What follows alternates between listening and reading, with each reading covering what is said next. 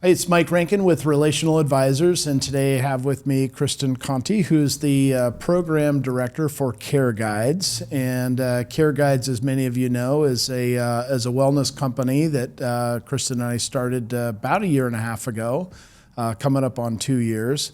And since that time, we've helped hundreds and hundreds of employees with their health and care navigation and all sorts of great outcomes. And so I thought it'd be good to just kind of revisit with you, Kristin, and talk about some of those successes and what's happening in the world of CareGuides. So welcome. Good to see you. Thank you. Nice to see you too. Absolutely.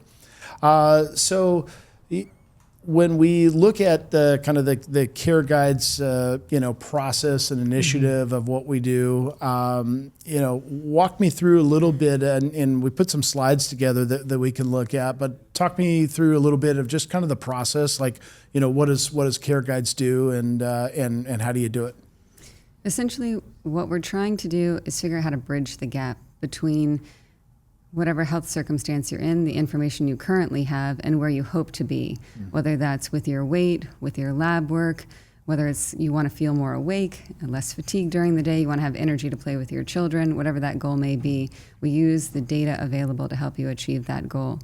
Initially, we started with more complex, comprehensive care planning sessions, right, where we're looking at everything from your medical intake, right? So what conditions do you have that are known? What kind of medications do you take? Tell me about your sleep, the way you eat, exercise.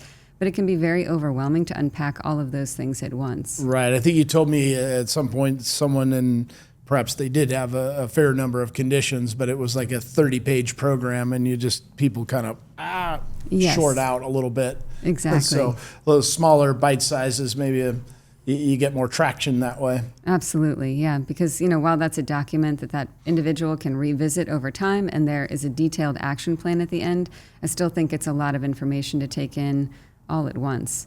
And so we're starting to do things, I think, in more manageable bite-sized pieces. And one of the ways we do that now is by lowering the barrier of entry into our wellness program by starting with biometric screening. Yes, that makes sense. Yeah, and it's interesting, biometrics have, and wellness programs have been around for a long time, right? But what I always found is that, somebody goes into the biometric screening, they get their results, and then they're kind of just left to figure out the information for themselves. I mean, a lot of times there might be coaching available, but it's hard to access. It's kind of been my experience. And so people kind of get just dropped, at that point. We put a couple slides together that we can show and review to kind of walk through that process. But maybe if you, kind of share that with us, and then, so what happens then? What happens after I get that, that abnormal blood test? Right, so ultimately what we encourage people to do is for everyone in the company to participate in a biometric screening event. It typically happens over the course of 1 to 2 days, depending upon how big the group is. Each session is 10 minutes long, so you can stop during work and quickly, go in. You see a registered nurse who checks your vital signs, your waist circumference, your weight, and then they also do a finger stick where they check a fasting glucose as well as a lipid panel. After that, we do a 30-minute follow-up. That way we can talk about the results. So even if they're perfectly normal, we still give you the opportunity to talk through those things and see if you have any other health goals you'd like to address, or if there's anything else in your history or your family history that stands out, right? Yeah. Because there are times whenever you could have a totally normal basic lipid panel, but very pronounced family history of cardiovascular disease where advanced testing would be indicated if you'd like to stay ahead of it, right? Yeah. And so how do you pick that up when from biometric screening? So it looks like it's normal, but then there's some other family history. Is that also included in that questionnaire? Okay. Absolutely. So whenever people start the program initially, they actually create an account through Healthy where they fill out a medical intake form, and that's the beginning of our encounter. Got it. So we review that to start, just to figure out who they are, what they've been through up until this point, and that gives context to your results. And so if you're looking at, let's say 100 people go through and you identify that there's maybe 5 or 10, because that's often how it is, like in an enrolled population, health insurance wise, you might have 100 employees, and there's really 10 or 15 who probably have the most dramatic health issues going on where you can impact that. So then, how do you do the outreach, and then what happens next? Great question. Yeah, and you're absolutely right. So if you have a big organization, you don't necessarily have to spend hours with every single employee. Yep. You could have somebody who's very healthy, maybe they're a competitive athlete, all they want to do is hone in their supplements, and that's a pretty quick conversation. So even a biometric screening allows time for something like that, whereas you also gather data so that you can really hone in on people who are higher risk. Once we have that initial follow-up, then we typically schedule subsequent follow-ups so that we can start to work on health goals in intervals, right? So like, let's say, for example, that your triglycerides are elevated, your fasting glucose is elevated, so I know that you have some potential underlying metabolic dysfunction. Maybe your bad cholesterol and total cholesterol are also elevated. So instead of trying to change your whole life in a 30-minute conversation, we will come up with a strategic plan based on the information gathered during that encounter, and then have intervals where we follow up that kind of resonate with whatever your care team has going on and currently scheduled, or if you need time to schedule visits. And then we have that. It's also like an accountability piece, right? Yeah, absolutely. So you can just say, let's start here. Let's do this. First step. Yeah. You're going to repeat these labs. So there's really a lot to unpack in what you just said there, and what comes to mind for me. I mean, number one is that CareGuides is really in support of the existing care team, the primary care physician. Yes. We're not looking to replace that. No. So we're in support of it. But I think what we have found is in a lot of cases, there isn't as much leadership coming from that care team. And so through that follow-up, you and your team can provide that. I think the other thing that comes to mind is that we're doing the really, really hard work of changing habits and changing behavior, and that's not easily done. And I think that's why those follow-up sessions with the accountability is massively important. I know even in my own life, I'll get a test result and I'll have a desire to change things for a day or two. But I know if I have another call coming up in 2 or 3 weeks, that like I'm gonna be pretty darn good during that time period, right? So in support of the existing care team, number one, providing the accountability, the education and information around that to help them actually change the behavior. And then the other thing that I thought about is, we looked at some stats the other day of the encounters that you've had, and the percentage of individuals with, elevated blood pressure, looks like on their way to metabolic syndrome and perhaps insulin resistance. It's pretty scary, the stats. I mean, I think it was 65% with elevated blood pressure, and another 65% that were either overweight or obese, right, in those categories. So share maybe, if you can, a little bit about like what is metabolic syndrome? Like, we hear about it all the time, but like, what are we talking about, and why is it so important that we get this addressed within our populations? Right. I want to back up right before I answer that question, just to give a little more context too. So let's say that, for example, your A1C is slightly elevated and you're pre-diabetic. The most common two responses I feel like most people say they receive would be, that's elevated, let's monitor it, right? So now you're waiting another year to follow up. What action is being taken between point A and point B that's going to move the needle? That's typically my go-to, right? That's where I feel like we have the opportunity to intervene. The other thing that'll happen is sometimes they'll say, okay, we'll eat more of a Mediterranean diet, which is a great recommendation, right? But sometimes people don't know how to take that information and apply it to their everyday life. What if they're a super busy professional? They're trying to manage, 2 kids and a career, and they're still trying to exercise and sleep in the meantime, right? Now we're looking at, like, how can I help you figure out a breakfast that would be suitable? If you don't have time to cook, maybe you're going to meal prep, maybe you're going to boil eggs.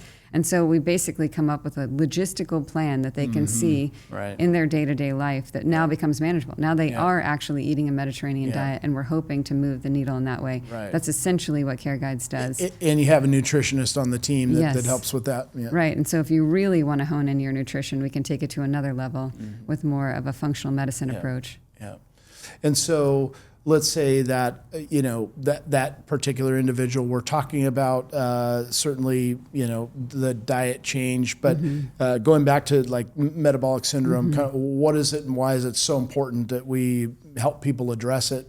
Right. So this is a gross oversimplification, but imagine that your whole body becomes dysregulated in a way, right? So let's say that theoretically speaking, you have this clear open road, right? And normally you can get to work on time because you have all green lights and there are no obstructions in your way.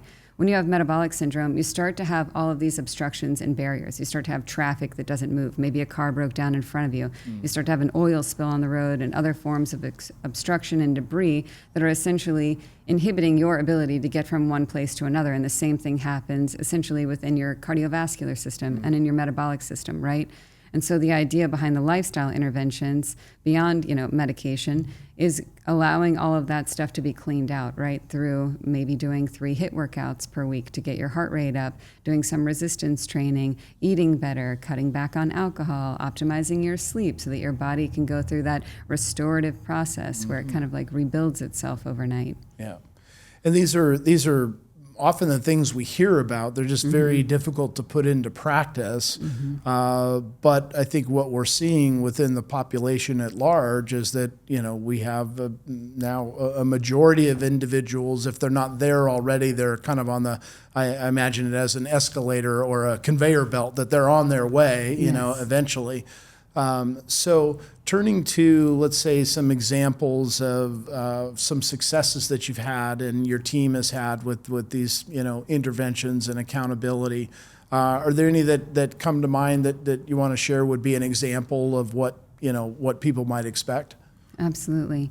So we had somebody not long ago who thought they were otherwise well, came in to do the biometric screening, and then they were flagged to have an elevated blood pressure. And in the follow-up, we spent a lot of time talking about that, as well as some of the other lab results, and about why it was so important to establish care with a primary care provider. And it had been years since this person had seen any healthcare provider. And really, I think if it hadn't been for the biometric screening event, still would not have engaged in care. And so shortly after we had our follow-up, they were seen by a primary care doctor, formally diagnosed with hypertension, started medication, and were diagnosed with another condition that also puts them at risk for clotting. So this easily could have been somebody who has a stroke in their 40s long before they realize that anything is wrong. Right. Wow. Yeah. And so in that person, for their age, certainly it seems maybe on the outside and otherwise that, picture of health, if you will, but just that one little indication then kind of led to all of these others. And as an employer looking at that, you think, okay, sometimes the challenge with wellness programs is, what's the ROI? What's the return on investment? And it can be difficult to say, well, we believe that we avoided a $100,000, cardiac intervention 12 months from now. It's hard to say, but from an employee health standpoint, that person has got to feel way better about, holy smokes, I just by doing that one little biometric screening and having a follow-up, I was able to avoid a major cardiac event in my life, Yes. Which is, it's incredible to do.